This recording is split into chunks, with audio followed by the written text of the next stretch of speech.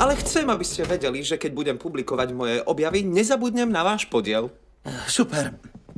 Nemôžem vás spomenúť pri preberaní Nobelovej ceny, ale keď budem písať pamäti, očakávajte obsažnú poznámku, možno aj podpísaný výtlačok. Musíme mu to povedať. Čo povedať?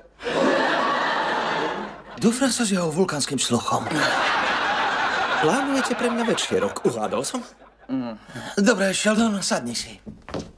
Ak to bude v maskách na tému, nemám záujem o Havaji, Tógy ani podmorský svet.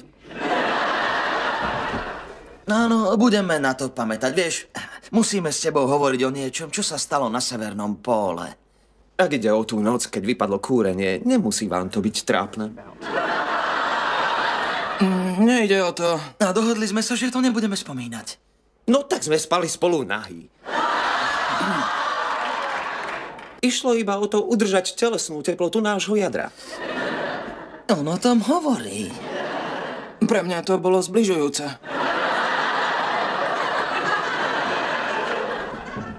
Sheldon, pamätáš si tie prvé týždne, keď sme hľadali magnetické monopóly a nič sme nenašli a správal si sa ako neznesiteľný diktátor, fascinovaný sám sebou? Ale chceli sme k nemu byť ohľaduplní. Preto som dodal cinovaný.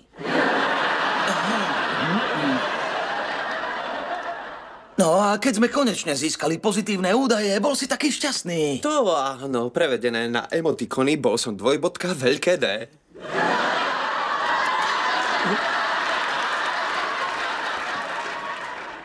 Vieš, fakticky to, čo zaznamenali tvoje prístroje, nie je práve dôvodom na zmenu monopólovej paradigmy, keďže to bola statická elektrina z otvárača na konzervy, ktorý sme zapínali a vypínali.